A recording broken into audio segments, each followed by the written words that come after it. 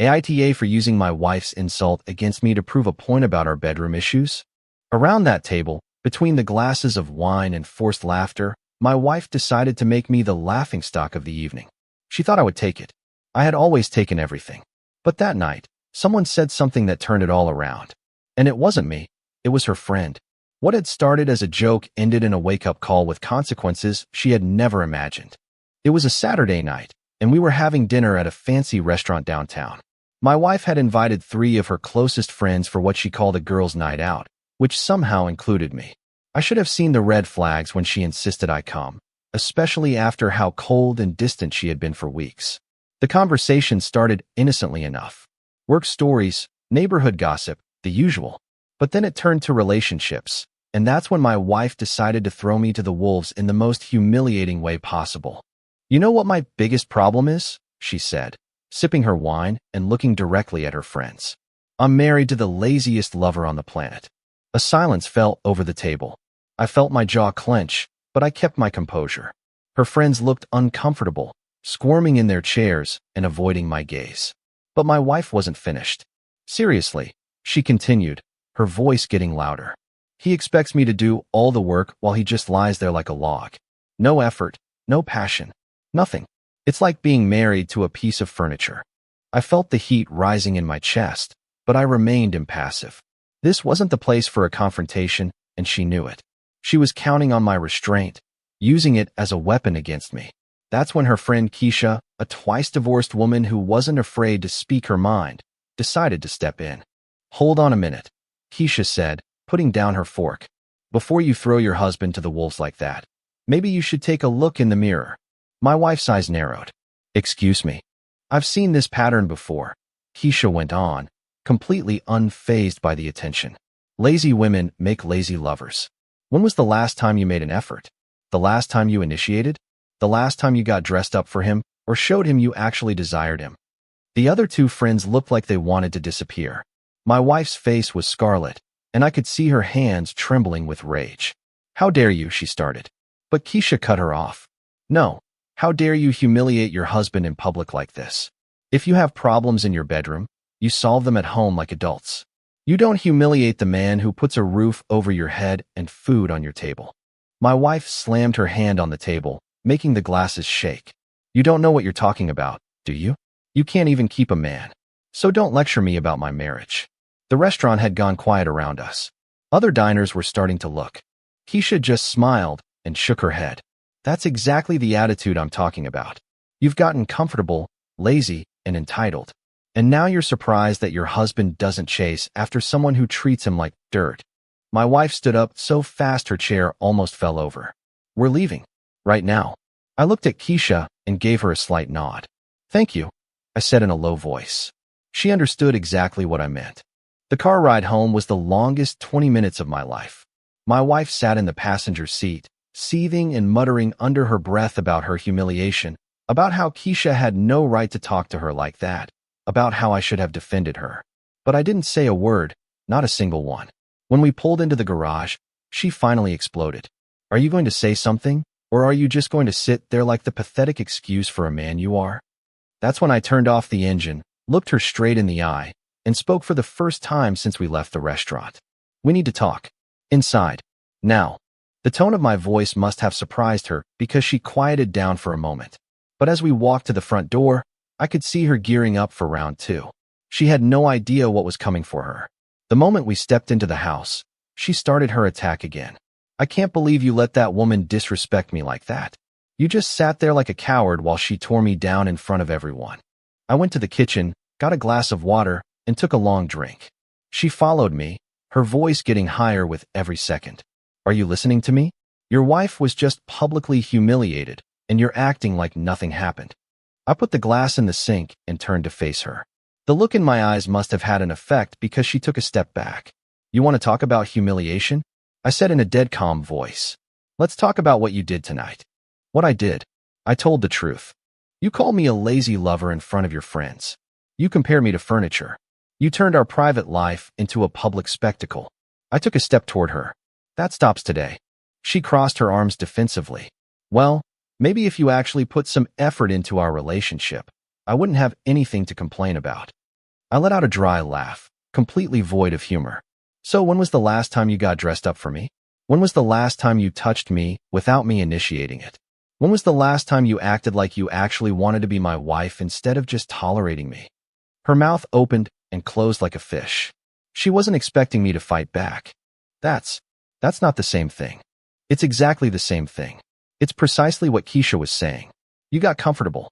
You stopped trying. You've turned our bedroom into a checklist where I have to perform while you lie there ticking boxes in your head. How dare you? How dare I what? Tell the truth? The same truth you had no problem sharing with strangers over dinner. She tried to change tactics, her voice becoming softer, more manipulative. Honey, you know I didn't mean it like that. I was just venting with the girls. You know how women talk. No. I held up a hand. Don't even try to downplay it now. You meant every word you said, and we both know it. Her fake softness evaporated instantly. Fine. Yes, I meant it. You are lazy. You don't pursue me anymore. You don't make me feel special. You just expect me to be available whenever you want. Available? I looked at her in disbelief. You mean, like a wife should be for her husband? Like I am for you every single day when you need something fixed, paid for, or handled. That's your obligation as a man, and being intimate with your husband is your obligation as a wife. But somehow you've convinced yourself you're doing me a favor every time we're together. She was starting to get flustered because her usual tactics weren't working. You don't understand what it's like to be a woman. We need an emotional connection first. An emotional connection? I nodded slowly. The kind you just destroyed by humiliating me in public? The kind you've been poisoning for months with your attitude and constant criticism. I don't criticize you. Oh, sure. You just call me the laziest lover on the planet in front of 3 women I'll have to see at neighborhood barbecues and school meetings. But no, of course, you don't criticize me. She realized she was losing ground and switched to her ultimate weapon, tears. I feel so disconnected from you. I feel like we're roommates instead of lovers. I want the passion back in our marriage. Passion is a two-way street. You can't kill it on one side and expect it to flourish on the other. So what are you saying? It's all my fault. I'm saying Keisha was right. You've become lazy and entitled. You expect me to court you like we're still dating while you've stopped putting in any effort at all. That's not true. When was the last time you initiated? And I don't mean lying back and saying okay, if you want to. When was the last time you actually wanted me? The silence stretched between us. She couldn't answer because we both knew the truth. That's what I thought, I said. You want passion, romance, effort? Then start by showing me you're worth it. Because right now, you're acting like someone who takes everything and gives nothing in return. I give a lot. You give complaints, you give criticism, you give attitude. But you don't give affection, appreciation, or desire. And then you wonder why I've stopped chasing someone who clearly doesn't want to be caught. Her tears were real now, but they were no longer about manipulation. They were about frustration and realization. I don't know how to fix this, she whispered. That's the first honest thing you've said all night. I headed for the stairs. But here's what's going to happen. No more public humiliations.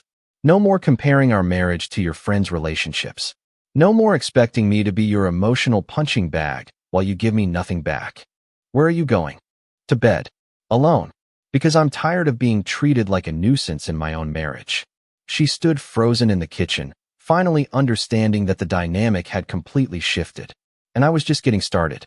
The next morning, I woke up at my usual time and went through my routine as if nothing had happened. Shower, coffee, breakfast. She came downstairs in a robe, looking like she hadn't slept much. Good morning, she said hesitantly, testing the waters.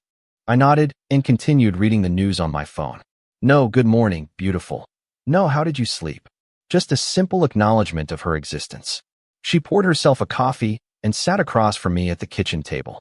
I could feel her eyes on me, waiting for me to break the silence.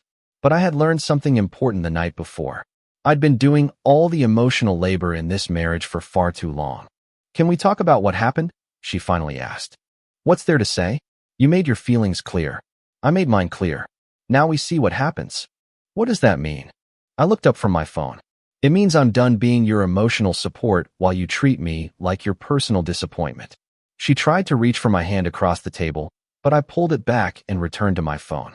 Don't be like this. We can get through this. I'm not being like this. This is me no longer chasing someone who has made it clear she doesn't want to be caught. The next few days followed the same pattern. I was polite but distant.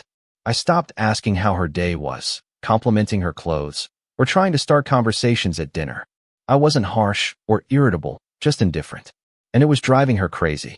She started wearing different clothes around the house, tighter tops, shorter shorts. She'd bend over in front of me to grab things that didn't need grabbing. She'd brush up against me in the hallway when there was plenty of room to pass. I noticed, but I didn't react. On Thursday night, she made my favorite meal, steak, mashed potatoes, the works. She had even lit candles and put on music. "This is nice," I said, cutting into my steak. "What's the occasion? Do I need an occasion to cook for my husband? You haven't made this dish in over a year." She looked hurt. "I cook all the time. You reheat prepared meals. You call that cooking? This is actually cooking." We ate in relative silence. She kept looking at me hopefully, but I didn't offer the compliments and attention she was fishing for. After dinner, she lingered in the living room while I cleaned the kitchen. Usually, she would disappear upstairs or be glued to her phone. Tonight, she was making herself visible. "Want to watch a movie?" she asked when I came into the living room. "Okay." She moved closer to me on the couch, placing her hand on my thigh. I didn't move away, but I didn't respond either. It was like she was touching a mannequin. Halfway through the movie, she tried a different approach. "I've been thinking about what you said the other night." "Okay. You were right about some things. I haven't been as invested as I should have been." I kept my eyes on the TV. "If you say so. I want to change that. I want us to be close again." "Okay." She was getting frustrated with my one-word answers. "Can you at least look at me when I'm trying to have a conversation?" I turned to look at her. "I'm looking at you. What did you want to say?" "I want to fix this. I want to fix us." "And what exactly do you think is broken?" "You know what's broken. You've been giving me the cold shoulder for days." "I haven't been cold. I've been respectful. I say good morning. I eat dinner with you. I watch movies with you. What more do you want?" "I want you to want me again." There it was. The truth. The thing she'd been circling for a week. "You want me to do what? Criticize you? Insult you in front of your friends? Treat intimacy like a chore you have to check off your list? That's not fair. What's not fair is expecting me to desire someone who has made it clear that being desired by me is a chore." She moved closer, her hand sliding up my thigh. "It's not a chore. I want you to desire me." I gently removed her hand. "You want me to pursue you. That's different. And what's wrong with wanting to be pursued? Nothing. But you can't run away from someone and then complain when they stop chasing you." She was silent for a long time. "So what happens now?" "Now, you decide what kind of wife you want to be, and I'll decide what kind of husband you deserve." "What is that supposed to mean?" I stood up and headed for the stairs. "It means I'm not going to beg for someone who has already decided I'm worthless." "That's not what I decided." I stopped and turned back to her. "Then show me. But don't expect me to act like everything is fine while you make up your mind. I'm done being your safety net while you treat me like your backup plan." That night, she knocked on the door of the guest room where I was sleeping. "Can I come in? It's your house, too." She sat on the edge of the bed, looking smaller than I'd seen her in years. "I don't know how to do it," she whispered. "Do what?" "Be the wife you want me to be. I don't want you to be anything specific. I want you to want to be something." She was crying now, but they were different tears than before. They weren't tears of manipulation or frustration. They were tears of fear. "I'm scared. I'm scared I've already lost you." "You haven't lost me. But you've definitely lost the version of me who was willing to accept scraps while I gave you everything." She reached for my hand, and this time, I didn't pull away. "Can you teach me how to fix it?" "I can't teach you how to desire your husband. That's something you have to figure out for yourself." She squeezed my hand. "Will you be patient with me while I do? I'll give you the same energy you give me. No more, no less." She nodded and stood up to leave. At the door, she turned back. "For what it's worth, I do want you. I just forgot how to show it." "Then you'd better remember quickly, because I'm not going to stay married to someone who treats me like an obligation." After she left, I lay there, thinking about how the dynamic had shifted in just 1 week. She was finally starting to understand that she had something to lose. The weekend brought a different version of my wife. She got up early, made coffee, and actually sat down to have breakfast with me instead of rushing off to get ready for the day. "I called Keisha yesterday," she said, nervously stirring her coffee. I raised an eyebrow. "The same Keisha you called a bitter divorcee who can't keep a man?" She had the decency to look embarrassed. I owed her an apology. She was right about some things. Like what? Like the fact that I've been treating you like you were lucky to have me instead of treating you like someone I'm lucky to have. It was progress, but I wasn't ready to celebrate. Words are cheap. Actions matter. What else did you talk about? She told me about her first marriage. How it ended. She looked down at her hands. Her husband left her because she did the exact same thing I did to you. She took him for granted. She expected him to keep chasing someone who was no longer worth catching. I took a sip of coffee and waited. She said something that really hit me. She said that men don't leave women who make them feel desired. They leave women who make them feel like a nuisance. Keisha is a smart woman. She also said you probably talk about this stuff with other men. That most married men do when their wives start acting. She let the sentence hang. Like what? Like I've been acting. She wasn't wrong. I'd had conversations with guys at work, at the gym, neighbors. The same stories came up again and again. Wives who had stopped trying, who treated their husbands like walking ATMs, who saved their best behavior for everyone except the man they married. What do you think those conversations sound like? I asked. I don't know.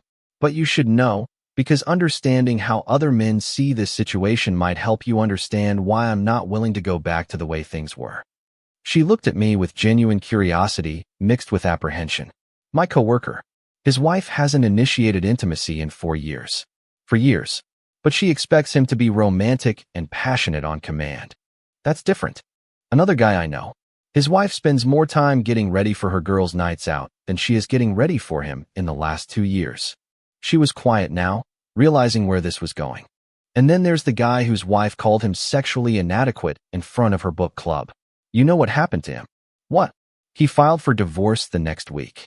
Her face went pale. You're not. I'm not him. But I understand him. Because there's a limit to how much disrespect a man will take before he decides he'd rather be alone than be constantly reminded that he's not good enough. She reached across the table and grabbed my hand. I don't think you're not good enough. I never wanted to make you feel that way. But you have. For months. You've made me feel like I'm failing at being your husband while you were failing at being my wife. I know. I see that now. Do you really see it? Or do you just see that your safety net is gone and you're scared? She was silent for a long moment. When she finally spoke, her voice was barely a whisper. Both. I'm scared, but I also see how I've mistreated you. How selfish I've been. Selfish is expecting your husband to pursue someone who acts like being pursued is a household chore. I don't act like that. I picked up my phone and showed her the calendar. When was the last time you got dressed up for me? And I don't mean putting on clean clothes. I mean actually getting ready because you wanted me to find you attractive. She looked at the phone, scrolling with her finger through the previous weeks and months. I get ready for work events, for girls' nights, for everyone except my husband. That's because we're comfortable with each other. Comfortable is code for lazy. You save your effort for the people you're trying to impress, and you give me whatever energy you have left over. She put the phone down on the table and buried her face in her hands. I didn't realize I was doing that. That's the problem. You stopped thinking about what I might want or need because you took it for granted that I'd always be here, no matter how you treated me. Isn't that what marriage is? Unconditional love. Love might be unconditional. Respect isn't. And desire certainly isn't. She looked at me, her eyes filled with tears. So what do I do? How do I fix this? Start by asking yourself a question. If we met today, would you be putting in enough effort to keep me interested? What do you mean? I mean, if I could walk away tomorrow with no consequences, would your behavior make me want to stay? The question hung in the air between us. We both knew the answer. I see other women check you out, she whispered. At parties, at the neighborhood barbecue, even at the grocery store. And I always thought it was funny because you're married to me. Like they were wasting their time. Maybe they're wasting their time. Or maybe they see something in me that you've forgotten to see. What does that mean? It means other women see me as a good catch. My own wife takes me for granted. She was crying now, but I didn't comfort her. She needed to feel the weight of what she was doing to our marriage. I don't want to lose you, she whispered. Then stop acting like you already have. She wiped her eyes and looked me straight in the eye. What if I can't change? What if I'm too set in my ways? Then you'll find out what it's like to be single again, and I'll find out what it's like to be with someone who actually wants me. The words hit her like a physical blow, but they had to be said. Is that what you want? To be with someone else? I want to be with my wife. But if my wife doesn't want to be a wife, then yes, I'd rather be with someone who does. She stood up abruptly and started pacing the kitchen. This is wrong. We're talking about ending our marriage because I haven't been romantic enough. We're talking about ending our marriage because you stopped being a partner and became a critic. I'm not a critic. You literally called me a lazy lover in front of strangers. If that's not criticism, what is? She stopped pacing and leaned against the counter. I was frustrated. I said something stupid. You said what you meant. And now you're dealing with the consequences. So what happens now? I stood up and put my empty coffee cup in the sink. Now, you decide if you want to be married to me or just be married in general. What's the difference? Being married to me means putting in the effort to be the kind of woman I want to come home to. Being married in general is expecting me to be grateful for the scraps of attention you decide to throw my way. I headed for the door, then turned back one last time. For what it's worth, I hope you choose the first option. But I'm not going to wait forever while you make up your mind. As I left the kitchen, I could hear her crying again. But this time, maybe they were tears that would actually lead to change. Monday morning brought a change I wasn't expecting. She was up before me, dressed in a way I hadn't seen in months. Not just clean clothes, but a put-together outfit. Hair done, makeup on, the whole 9 yards. You look nice, I said neutrally, pouring my coffee. Thank you. She seemed nervous, as if hoping for more of a compliment that didn't come. I ate my breakfast and got ready for work without the usual drawn-out goodbyes. No lingering conversation, just the basics, and then I was out the door. But when I got home that evening, something was different. The house smelled like actual cooking, not reheated leftovers. She was in the kitchen, wearing a dress I had bought her last year that she'd never worn. How was your day? She asked, and for the first time in months, she seemed genuinely interested in the answer. Busy. Long meeting with the Mr. Patterson client. Did it go well? I gave her a brief rundown while she finished cooking. She listened, asked questions, and engaged with what I was saying. It felt strange after months of conversations where she would just nod along while scrolling through her phone. Dinner was good, really good. She had put in effort, and it showed. This is very good, I said, and meant it. I'm glad you like it. After dinner, instead of disappearing with her phone, she helped clean up. We worked side by side in the kitchen, and I caught her watching me a few times. Can I ask you something? She said when we were done. Sure. When did you stop loving me? The question caught me off guard. Who said I stopped loving you? You barely touch me anymore. You don't compliment me. You don't seem to care if I'm in the same room or not. I leaned against the counter and looked at her. I love you, but I stopped liking you. What's the difference? Love is what keeps you married. Liking someone is what makes you want to be married. She digested that for a moment. And what would make you start liking me again? I can't answer that. That's something you have to figure out for yourself. She moved closer to me, close enough that I could smell her perfume, the same one she wore when we were dating. I miss you, she said softly. I'm right here. No, you're not. You're physically here, but you're not here with me. She wasn't wrong. I had been protecting myself by creating an emotional distance. Can I show you something? She asked. What? She took my hand and led me into the living room. On the coffee table, a notebook was open to a page filled with her handwriting. What's this? I wrote down things I used to do for you. Things I stopped doing. Things I want to start doing again. I looked at the list. It was longer than I expected and more detailed than I could have imagined.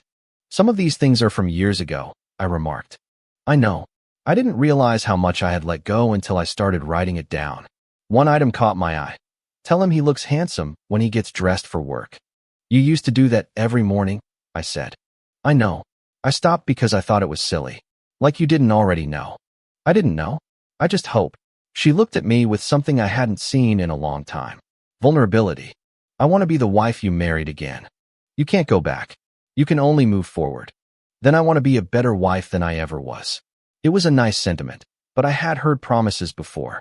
Actions speak louder than words, I said. I know. That's why I'm not asking you to trust me, or believe me, or give me credit for wanting to change. I'm just asking you not to give up on me while I prove it. That night, she didn't try to seduce me or manipulate her way into physical intimacy.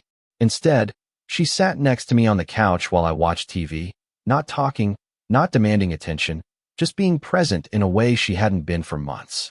When I got up to go to bed, she didn't follow or ask if she could come.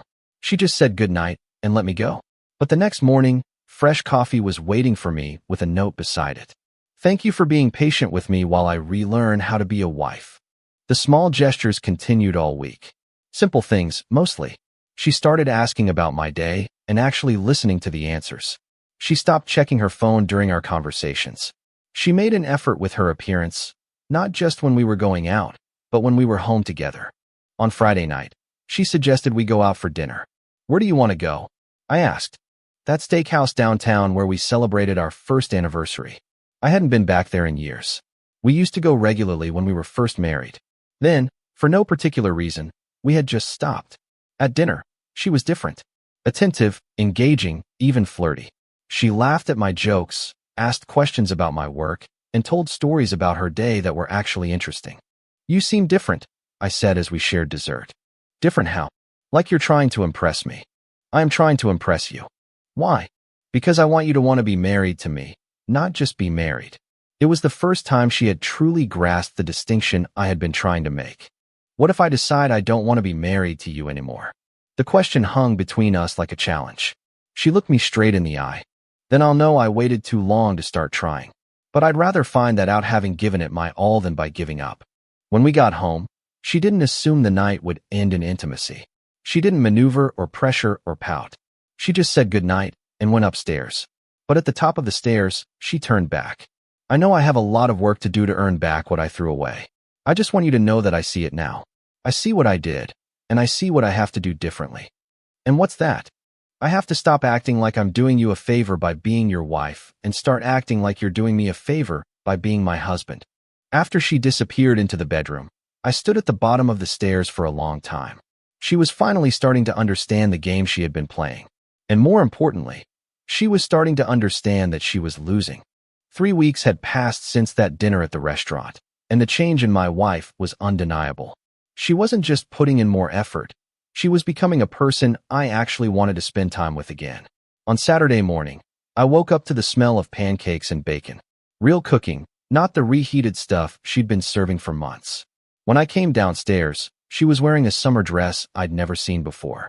Good morning, handsome, she said with a smile that felt genuine for the first time in ages. Morning. You're up early. I wanted to make you breakfast. Like we used to. She did, actually, at the beginning of our marriage. Every Saturday morning was an event. Fresh coffee, homemade breakfast, the works. I had forgotten how much I missed it. Over breakfast, she brought up a subject that surprised me. I ran into Keisha at the grocery store yesterday. I looked up from my pancakes. And it went better than I expected. She asked how we were doing, and I said we were working on things. What did she say? She said you were a good man and that I was smart to be fighting for you instead of against you. She's right about the fighting part. My wife put down her fork and looked at me seriously. I want to ask you something, and I want you to be completely honest. Okay.